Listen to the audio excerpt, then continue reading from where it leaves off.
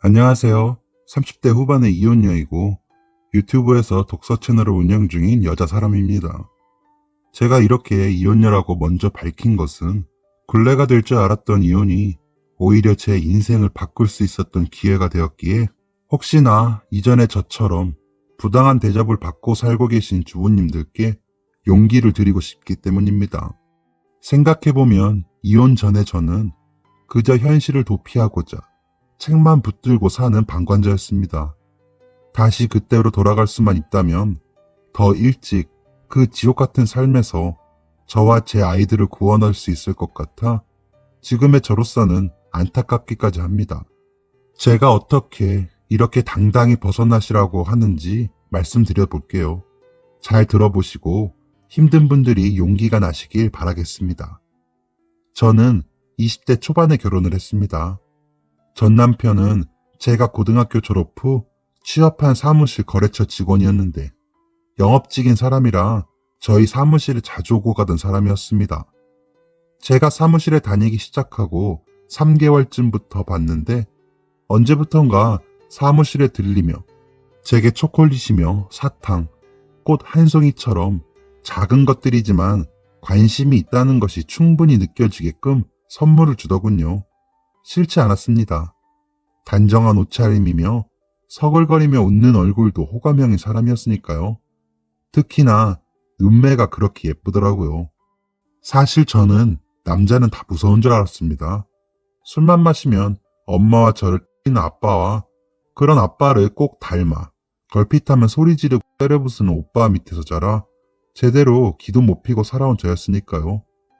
기집애가 대학에는 가서 뭐하냐며 대학 근처에도 못 가게 하던 엄마를 원망해봤지만 엄마도 삶이 고달파 저에게 같이 신경 쓸 수 없었던 거라 억지로 이해하며 취업을 나갔거든요.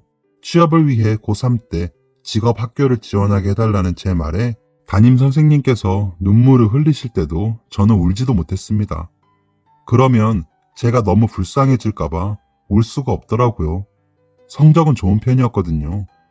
그 성적으로 지방 공립대 정도는 장학금 받고 갈 수 있으니 다시 한번 생각해보라며 만류하셨던 선생님이시기도 했습니다. 지금 생각해도 감사한 일이죠. 잘 웃지도 못했습니다. 제가 원하던 삶이 아니었으니까요. 현실의 문제로 괴롭던 제가 빠진 건 책이었습니다. 그 속엔 제가 원하는 삶이 다 들어있었죠. 동네 도서관에서 빌리면 돈도 안 들기도 했고요. 책 보는 얼굴이 꼴보기 싫다며 제가 빌린 책들을 오빠가 다 찢어 놓았을 땐 물어줘야 하긴 했습니다. 그래서 회사에서도 점심시간을 이용해 책을 보긴 했었죠. 도시락을 싸들고 혼자 앉아 책을 보는 그 모습이 보기 좋다라며 말을 걸던 남자였습니다. 전 남편은. 그때는 그게 그저 꼬여내는 말이라고 생각도 못했어요.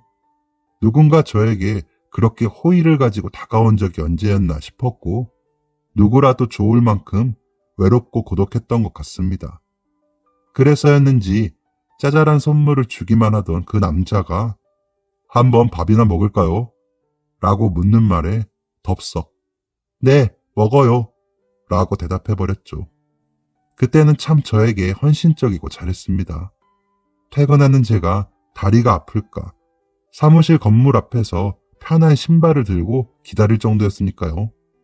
저녁마다 제가 먹고 싶다는 음식 먹으러 다니고 어디 야경이 좋다며 보여주고 싶다며 데리고 갔습니다.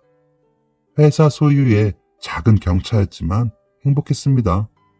저보다 10살이나 많은 남자가 저에게 절절매며 다 들어주니 세상이 내 편인 것 같은 착각에 빠져버릴 만큼 말이죠.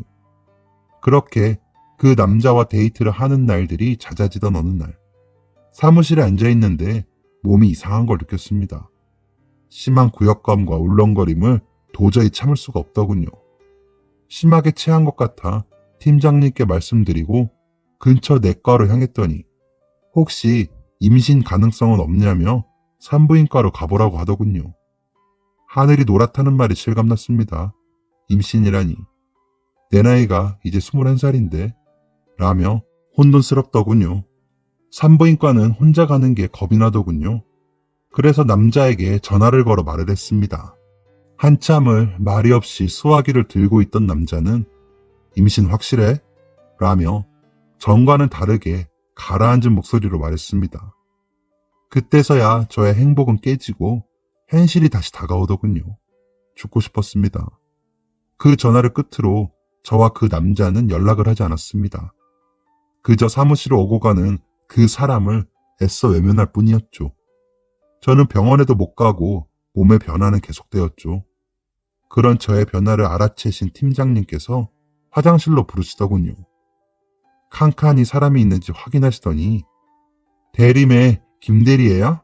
하시며 물으시는데 대답도 못하고 엉엉 울고 말았습니다. 그 길로 팀장님과 산부인과에 가서 임신 주수를 확인하니 16주가 되었다고 하더군요. 게다가 쌍둥이라고 했습니다. 우렁차게 뛰는 심장 소리를 듣자니 죽고 싶던 마음이 어떻게든 살아야겠다 싶었습니다. 팀장님께서는 병원에서 나와 그 남자를 부르셨습니다. 너 내가 어린애 데리고 장난칠 거면 만나지 말라고 했지. 너 소문이 안 좋아서 내가 경고했잖아. 얘 16주래. 그것도 쌍둥이. 어쩔 거야? 그러고도 우리 사무실을 드나들어? 너 회사 잘리고 싶니? 해결해. 해결 못하면 넌 우리랑 거래 끊기고 너희 회사에도 얘기해서 너 가만 안 둘 거야. 라고 하시며 윽박 지르시더군요. 팀장님이 계실 때 남자는 고개도 못 들고 있다가 가시고 나니 야, 너는 애가 왜 이렇게 미련하냐? 수술을 해야지 왜 가만히 있었어? 이제 어쩔 거야? 너 때문에 나 지금 봐봐. 라며 절 원망하더군요. 그런 남자라도 저는 아이들을 포기할 수 없었습니다. 심장소리와 함께 꼬물거리는 아이들의 움직임을 보고 말았거든요. 내 뱃속에 생명체가 살아있는데 감히 포기할 수 없었습니다. 그래서 오빠, 나 이 애들 포기 못해요. 심장이 뛰어요. 쿵쾅쿵쾅. 천둥 같은 소리를 내면서 뛰어요. 오빠, 제발. 이라며 애원했습니다. 하지만 남자는 야, 누구 인생을 망치려고 이래? 팀장한테 잘 해결됐다고 하고 사표 써. 내가 수술비 마련해 줄 테니까 수술하고. 알았어? 라며 가버리더군요. 한참을 울다가 들어간 저를 보고 팀장님께서 고개를 저으시더니 남자가 일하는 거래처에 전화를 하셨습니다. 사장님과 직접 통화를 하시더니 우리 어디 좀 가자 하시며 절 데리고 나가셨습니다. 도착해보니 그 남자가 다니는 회사였죠. 사장실로 들어가니 그 남자는 벌써 들어와 있었습니다. 팀장님 뒤에 숨어 겨우 발걸음을 떼어 그 앞에 가서 앉았습니다. 실은 얘가 내 아들이야, 송 팀장. 아가씨, 우리 애가 미안하게 됐어요. 저도 놀래서 그런 거지 진심은 아닐 거야. 지금 내가 이야기를 들어보니까 아가씨가 아주 싫진 않더라고. 남녀가 싸우고 할 수도 있지. 그러니까 마음 풀고 나랑 이야기합시다. 송 팀장, 거래 끊는다는 이야기는 하지도 마. 라며 사람 좋게 웃으며 말씀하시는 사장님 덕에 약간은 마음이 놓였습니다. 팀장님께서는 저희 회사 사장님 따님이신데 실질적인 업무는 다 보시는지라 아마도 그쪽에서 겁을 냈던 것 같습니다. 제가 좋아서가 아니라 팀장님 덕분이라고 하더라도 저는 뱃속의 아이들을 지킬 수만 있다면 상관이 없었습니다. 그렇게 그 남자와 전 결혼을 하게 되었습니다. 제가 임신을 하고 시집을 간들 아무 관심이 없던 친정 식구들은 그저 결혼식에 참석해주는 것만으로 감사할 따름이었습니다. 회사를 2년 정도 다니며 모아놓은 2천만 원으로 혼수도 겨우 했습니다. 시아버님은 그래도 저를 예뻐하시는 척이라도 하셨지만 시어머니는 절 대놓고 싫어하셨습니다. 어디 여자애가 창피한 줄도 모르고 임신한 걸 여기저기 떠벌리면서 시집을 오니? 아주 호구 잡고 이거다 싶었겠지. 이래서 내가 없는 사람들을 무서워한다니까. 순진한 우리 아들 제대로 꽃도 못 펴보고 이렇게 발목 잡혀서 어쩌니? 라며 신부 대기실에서 이야기하실 정도였으니까요. 앞날에 가시밭길이 환했지만 그저 아이들만 무사히 낳을 수 있다면 저는 어째도 상관없었습니다. 어차피 저는 엄마 아빠도 예뻐하지 않는 아이였으니까요. 제 뱃속의 아이들은 그런 서름 없이 키우겠다고 다짐하고 또 다짐했습니다. 결혼식은 했지만 제 임신을 핑계로 신혼여행은 가지 못했습니다. 결혼식 당일 서울의 유명 호텔에서 1박하는 걸로 넘어가자 해서 그러자 했죠. 하지만 그날부터 남편은 외박을 하고 술이 덜 깬 채로 아침이 돼서야 왔더군요. 휘청거리는 몸을 부축해 시댁으로 갔습니다. 작은 아버님 댁을 비롯해 고모님 식구들까지 대가족이 모여 앉아 절 기다리고 계시더군요. 시아버님께서 이제는 우리 가족이 되었으니 잘 맞추고 살아보자. 그래도 손이 귀한 집인데 임신부터 했으니 경사 아니냐? 게다가 쌍둥이란다. 아들 하나 딸 하나 대단하지? 라고 하시며 절 소개하셨습니다. 하지만 아무도 저에게 웃어주지 않으시더군요. 단 한 사람, 손이 시누이만 앞으로 쟤랑 어떻게 살려고 이런 사고를 쳤어. 쟤 앞으로 사고 치면 나한테 말해. 내가 가만 안 둘 테니까. 라며 제 손을 잡아주셨습니다. 그날 오후 신혼집으로 돌아가 짐을 풀고 있는데 눈물이 나더군요. 이제 겨우 제 둥지가 생긴 것 같아 안심이 되었거든요. 그래, 여기서 아기들이랑 행복하자. 고 다짐했었습니다. 회사를 그만두고는 매일 저는 책만 읽었습니다. 아기 육아에 관한 책들과 그동안 좋아하던 소설들과 시집들을 쌓아놓고 읽었습니다. 혼자서 차근차근 아이들을 낳을 준비를 하고 집안일을 하고 남는 시간엔 다 책만 읽었습니다. 남편은 들어오고 싶을 때 들어오고 나가고 싶을 때 나갔습니다. 저와는 아무 대화도 하지 않았습니다. 뱃속 아이들에 대해 묻지도 않았고 제가 뭘 준비하고 돈을 얼마큼 쓰고 다니는지도 관심이 없었습니다. 저는 혼자 뱃속의 아이들 중 첫째가 딸이래요. 그래도 아이들은 당신의 눈매를 닮는 게 예쁘겠죠? 우리 함께 보러 갔던 밤하늘처럼 짙은 검은색 눈동자를 가진 아이들이었으면 좋겠어요. 같은 이야기들을 마음속에 담았습니다. 예정일이 다 되어갈 때쯤 집에 들어온 남편에게 이번 주랑 다음 주는 집에 좀 있으면 안 돼요? 예정일 다 되어가요. 아무리 수술이어도 혹시 몰라서요. 라고 말하자 그게 나랑 무슨 상관이야. 택시를 타던 뛰어가던 너 마음대로 해. 애들 태어나고 친자 확인부터 할 거야. 그러고 혼인신고 하든지 할 거니까 너 혹시나 내 애들 아니면 도망가라. 라고 말하고는 다시 나가버리더군요. 온몸이 부르르 떨리며 울음이 새어나왔습니다. 내 아기들이 태어나기도 전부터 아빠라는 사람에게 사랑받지 못하는 것도 모자라 존재를 부정당하는 것이 속상했습니다. 제가 사랑받지 못하는 건 아무렇지 않았는데 내 자식들이 이런 취급을 받으니 그 울분은 감당하기가 힘들더군요. 엄마에게 전화를 했습니다. 권태로운 목소리로 왜 부잣집에 시집갔으면 엄마한테 돈이나 좀 해주지. 연락도 없다가 무슨 일이냐? 애 낳았어? 라고 묻기에 다 엄마 때문이야. 엄마 때문에 내가 맞고 자랐고 오빠도 저렇게 된 거고 아빠도 술 주정뱅이가 된 거야. 그래서 내가 내 새끼들까지 이렇게 사는 거라고. 알아? 죽어도 연락하지 마.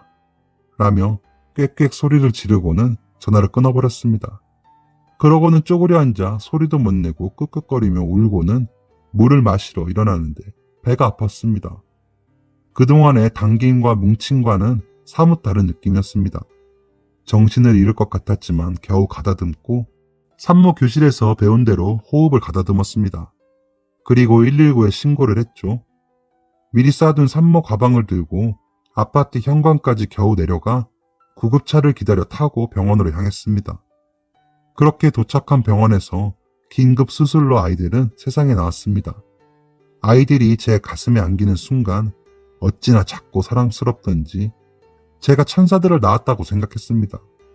뒤늦게 연락을 받고 오신 시부모님과 시누이는 고생했다며 아기들을 반가워하시더군요. 초산인데도 대처를 너무 잘해줬다며 엄마가 학교 다닐 때부터 공부 잘했나 봐요.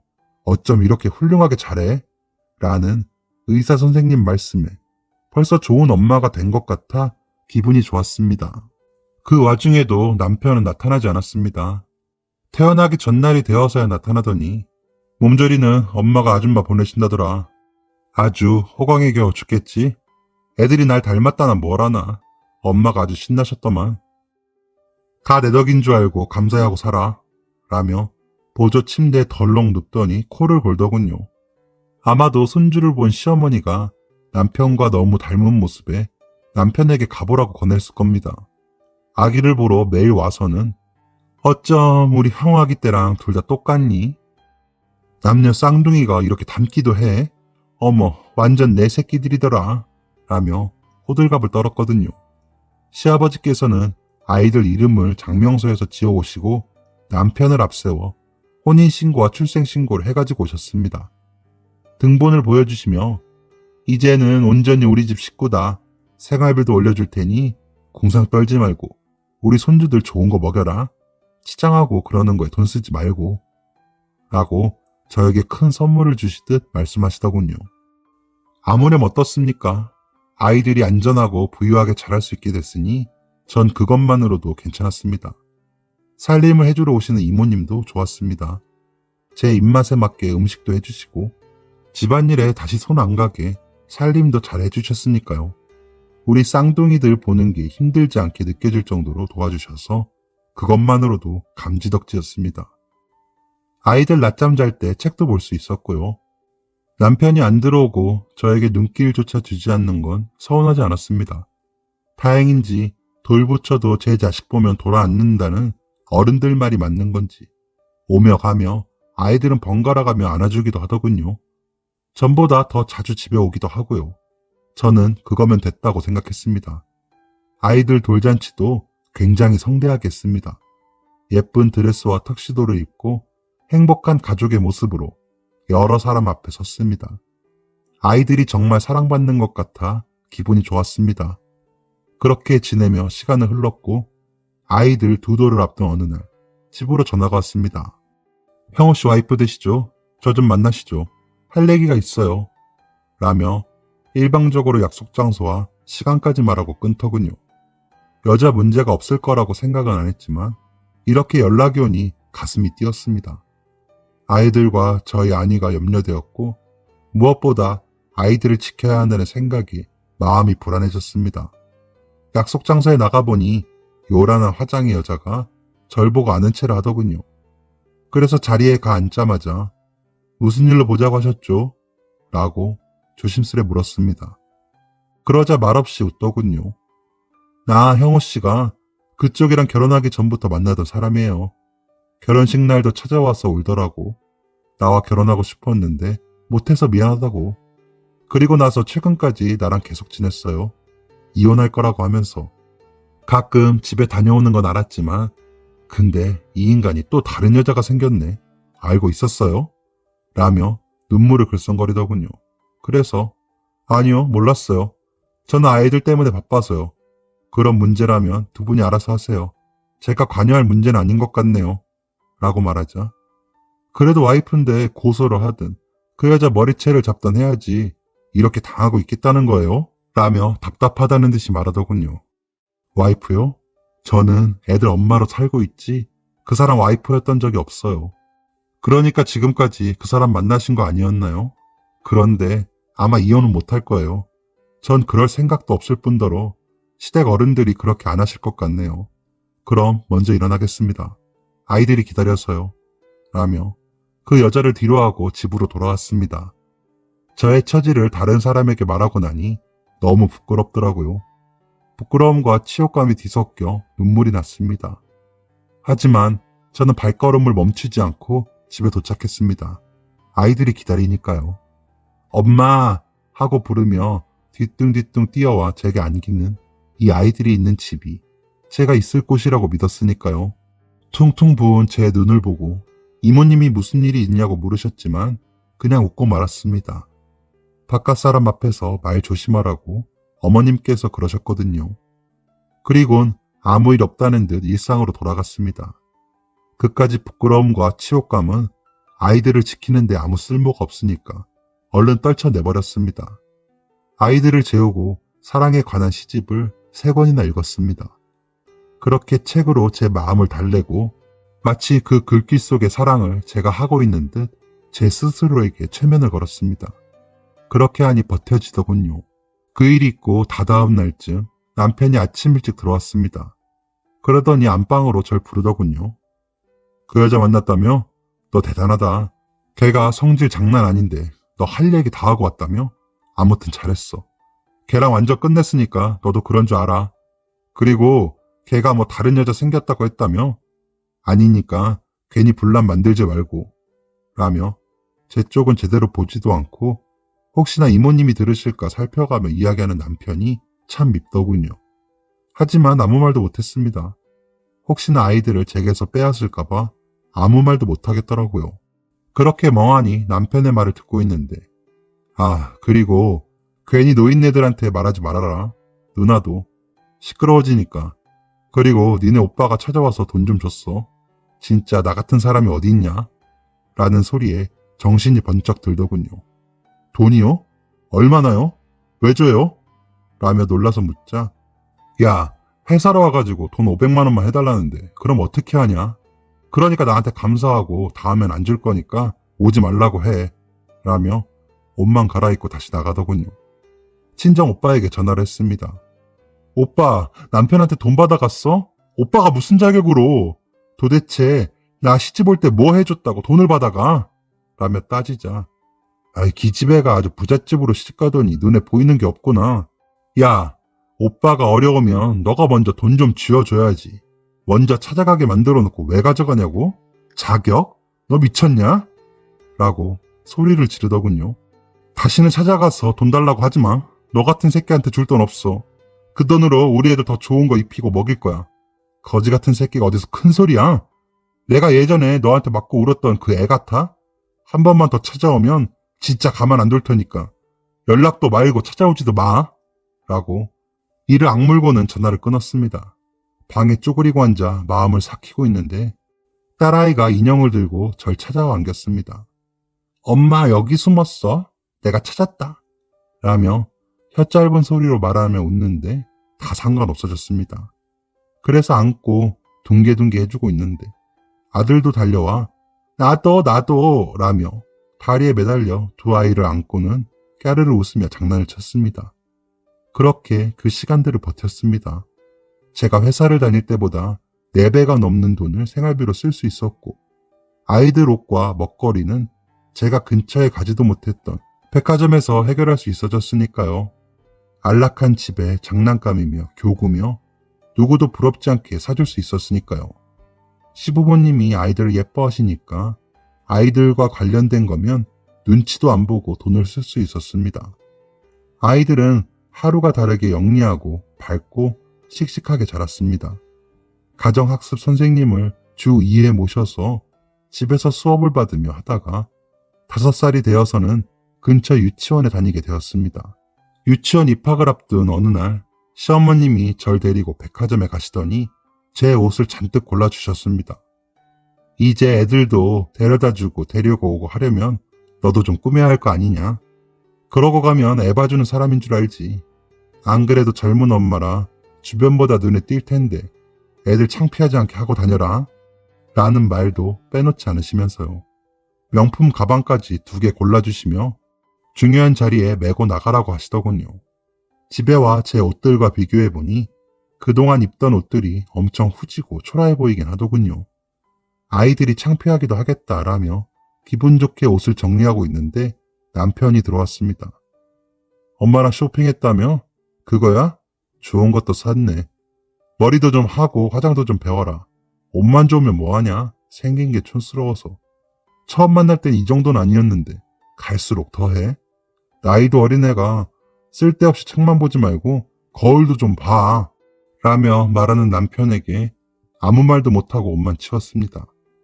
화장실로 가 거울을 보니 정말 20대 중반이라고는 믿기지 않는 얼굴을 한 제가 서 있더군요. 화장은 해본 적도 없던지라 어떻게 해야 할지 모르겠더라고요. 저를 위해 뭘 해본 적이 없다는 걸 그때서야 느꼈습니다. 이런 제 겉모습 때문에 아이들이 창피할 수 있다는 생각에 얼른 바꾸고 싶었습니다. 어디에 도움을 청할 것도 가까이 지내는 친구도 없던지라 신우이에게 연락을 했습니다. 형님, 제가 화장이나 그런 걸 해본 적이 없어서요. 좀 도와주실 수 있을까요? 라고 앞뒤 다자르고 이야기했는데 신우이는 엄마가 백화점에 데려간다더니 한 소리 하셨어? 그래, 잘 생각했어. 내가 이따가 기초적인 걸로 사서 집으로 갈게. 자연스러운 게 좋지?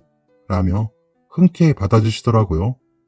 저녁에 한아름 화장품을 사들고 집으로 오신 신우이는 여러 여자 연예인 사진을 펼쳐놓으시더니 어떤 스타일이 좋니? 머리는 미용실 가야 하고 화장 기초라도 배우고 매일 연습해 라며 하나하나 화장품의 사용법을 알려주셨습니다. 그러면서 나 이런 거 엄청 해보고 싶었는데 여자 형제가 없잖아. 너무 재미있다 라며 웃으시더군요. 거울을 보니 아까의 저보다 훨씬 괜찮은 제가 되어 있더군요. 내친김에 그 다음날 미용실까지 다녀왔습니다. 거울 속에 저는 어느새 그럴싸한 여자로 보이더군요. 밤늦게 들어온 남편은 그런 제 모습을 보고 야, 호박에 줄 긋는다고 수박 되냐?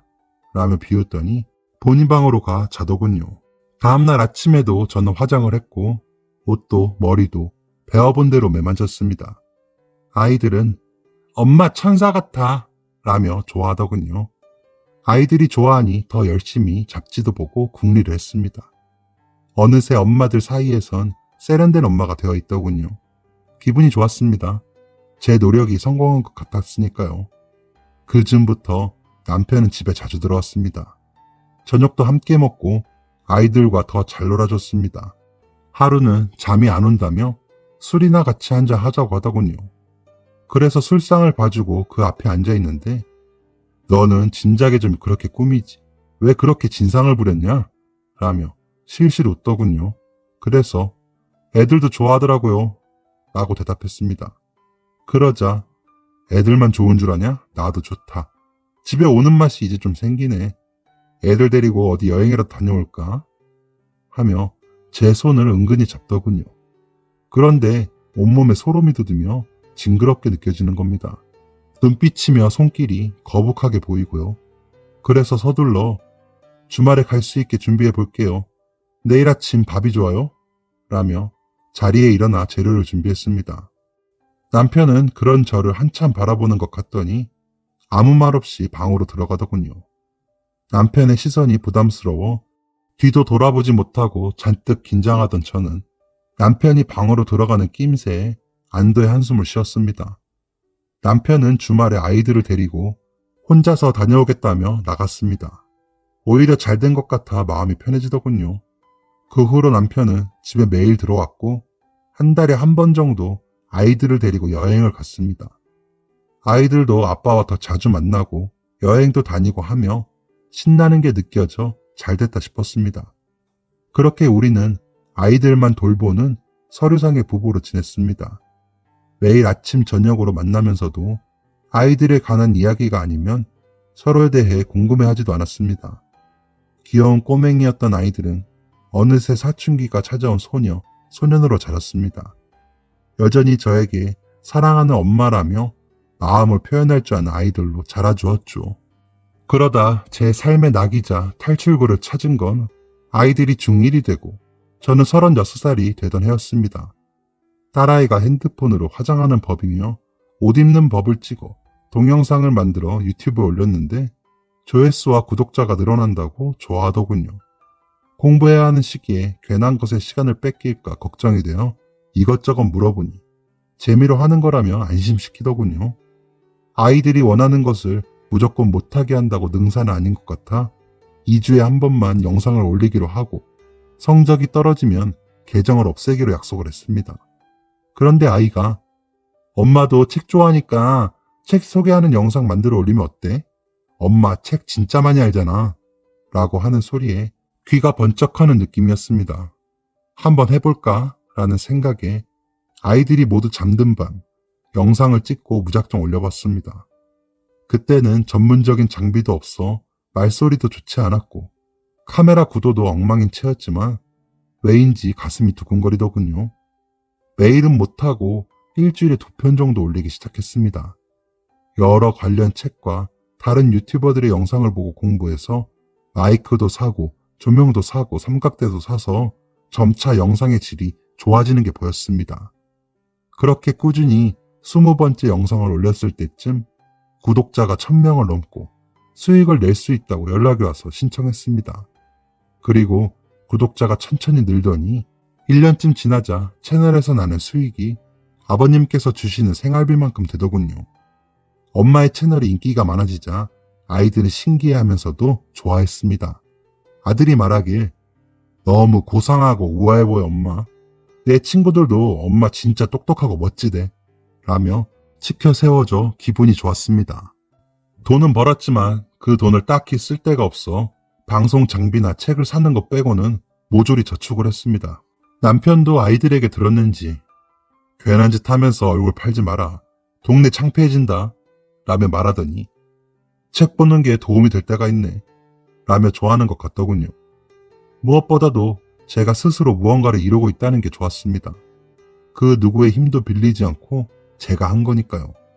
제 스스로가 쓸모있는 사람이 된 것 같아 마음이 단단해지는 것 같았습니다.